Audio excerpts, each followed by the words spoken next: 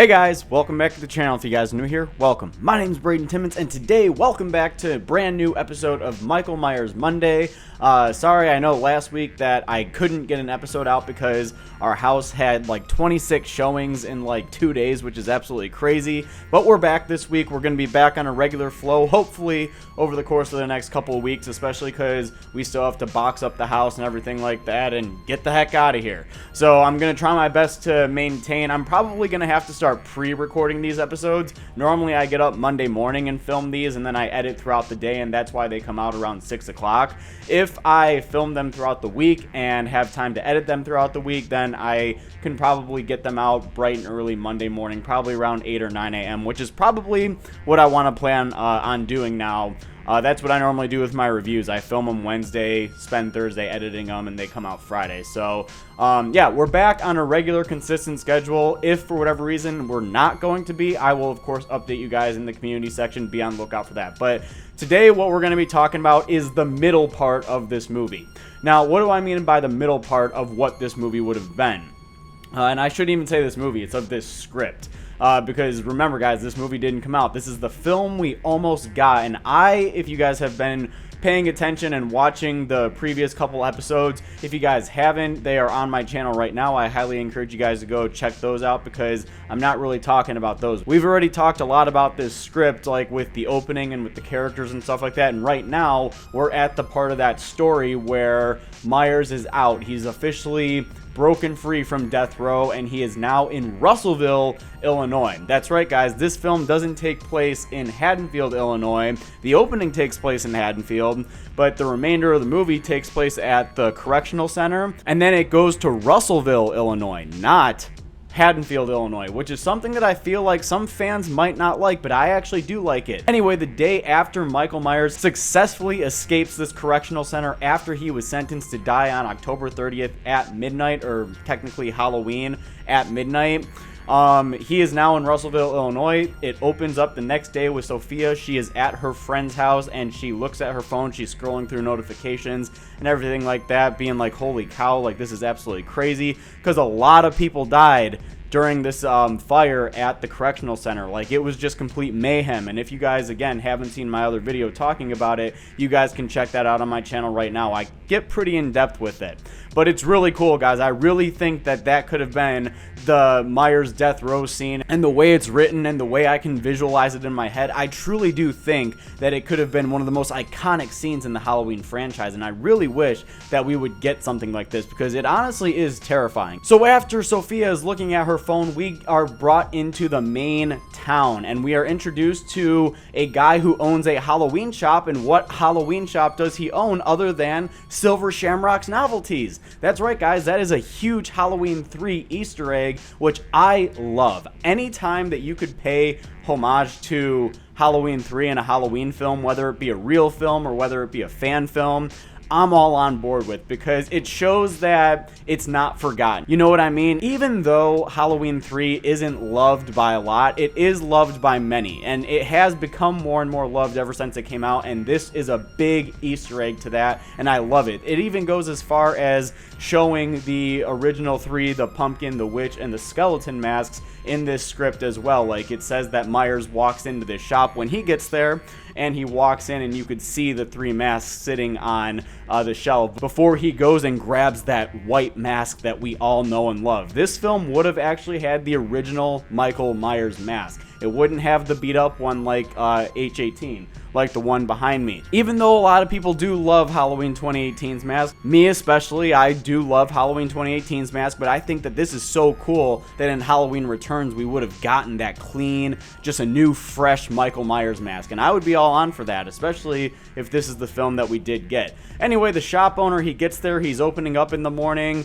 There's a lot of things in Halloween Returns that I really like in terms of Michael Myers. For example, in this story, we actually would have gotten it from Myers' point of view a lot of the time. Whereas in the original Halloween, or in so many Halloween movies, every time Myers disappears, like somebody looks up and he's gone, we don't really see him again. This film is actually unique because we actually kind of follow Michael after this scene in particular. In this scene, it's a lot of him just creeping around. He's outside the shop at one point. The shop owner looks and he turns and Myers is gone.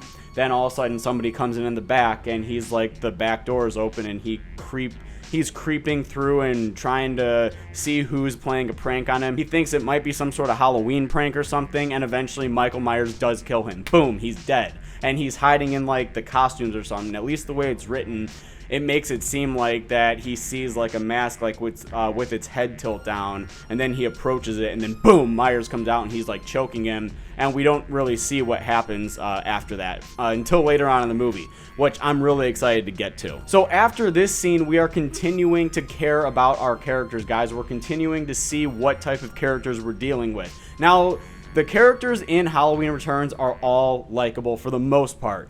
Everyone that you're supposed to care about, you actually do end up caring about. And that is Sophia, Noah, Gary Hunt, or Sheriff Gary Hunt, and Dr. Paul Rogers. You care about every single one of these characters because those are the ones that have the most screen time. Those people that you don't care about are just the friends of Sophia, the friends of Noah, because they're just kind of there playing along with this adventure, eventually going to get killed by Michael Myers. You're just waiting for Myers to show up and kill them. But Noah, he actually has a really good backstory. He is Sheriff Gary Hunt's son, and Sophia is Dr. Paul Rogers' son. And Dr. Rogers and Gary Hunt kind of butt heads throughout the course of this script. And they're forced to work together very much like Dr. Loomis and Sheriff Brackett were in Halloween 1978. So I like how there is a dynamic there because Gary Hunt kind of blames Dr. Rogers for the escape of Michael Myers whenever it was, because this is just a modern day film. So say it was 2010. Again, I used this example in a video before. If this film was going to come out this year, then in 2010 is when this film would have technically opened. So I guess in terms of when this movie was going to come out in 2016, it would technically be 2006 is when this film would have opened. But yeah, guys, I really like the dynamic between all the characters that you're supposed to care about. Sorry, I completely lost track there. But anyway, after the Halloween shop owner, after Silver Shamrock's owner dies, we're continuing to come to understand what these kids are going to be doing on Halloween night. We see Noah's friend trying to buy beer and stuff like that. And after his friend successfully does get beer without having an ID, there is some good comedy in this script, guys. I actually do think that a lot of the jokes that were intended to be funny, I actually do think would have actually been funny seeing it on screen. So that's another thing that this movie would have had going really well for it, is that the jokes that were supposed to be funny seem like they would have been funny. Now, again, I can't confirm that because this movie never ended up being filmed or it never came out, but I think that just from what I'm reading, I can see where after such an intense sequence, because the opening of this movie is so intense, and the ending of this movie, which we are going to be talking about next week, by the way, in part 4, that'll be the final video, but the ending of this movie is so intense, I feel like that you just need to have certain scenes that just kind of like let you breathe a little bit, because there are some sequences in this movie that probably would have been jaw-dropping. So Sophia gets a ride back from town to Noah's house, and on their way out of town, Sophia actually looks into Silver Shamrocks and she sees somebody and she thinks it just might be like a prop or something like that. Myers is so still just watching her, and she's not entirely sure whether or not it's a man or if it's a prop, which is awesome. And then she gets distracted really quickly, and then she turns back to look, and he is gone. So as Noah is driving out of town, then we get again a classic Michael Myers move. He grabs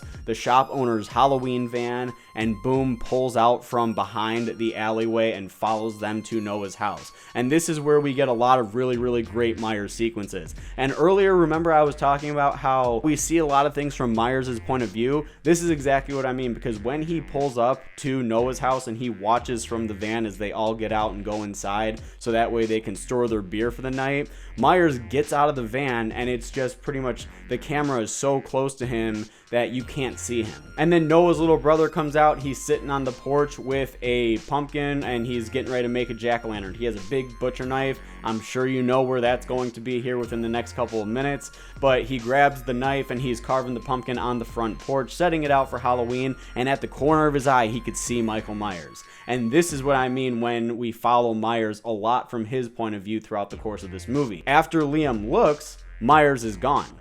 You can't see him anymore. And then it cuts. The cut would be following on the angle of the window from Myers' point of view. So we actually see him walking down the side of the house and looking into the window and watching and stalking these victims, which is something that I really like. I think that that could have been really unique in the course of this film. Now, I'm not saying that we've never seen Myers like from his point of view and stuff like that. That's something that the Halloween franchise is known for, is the POV of Myers. But I think that this film just did it a lot more than a normal Halloween film would, which I kind of really like. So Sophia, Noah, they're just kind of hanging out in the kitchen. They're giving a little bit of backstory about how they feel about the execution and everything like that. And again, this is some really great character development, guys, because you need scenes like this. You need to see these characters talking, especially because they were both at that execution together. They both saw the same thing. They both saw the chaos that was at the correctional center the night before during Myers' execution that went completely wrong. And this is where I feel like that the characters are really connecting, because Noah and Sophia the day before didn't really have this relationship. But when you go through something like that with somebody, when you're there and you're seeing how the other person is reacting, especially if both of you have been affected by something like that, this is a scene that is very much needed. And I'm really, really happy that they have this included within this script, because I think that this is great. Again, I think that the character development in this movie is amazing. And then Noah eventually kisses Sophia. She kind of shyly pulls away. Remember, she is the final girl, but she's not as innocent as, say, Laurie Strode was in 1978. Like, she still smokes weed, she still drinks. She actually disobeys her parents a couple of times in this script. So she's a final girl, but she's not necessarily the final girl that we know from a lot of the horror films. So she pulls away from Noah shyly, which is where you can see the innocent final girl in her, but later on you see the not so innocent final girl, and you have even before, just again with her disobeying her parents.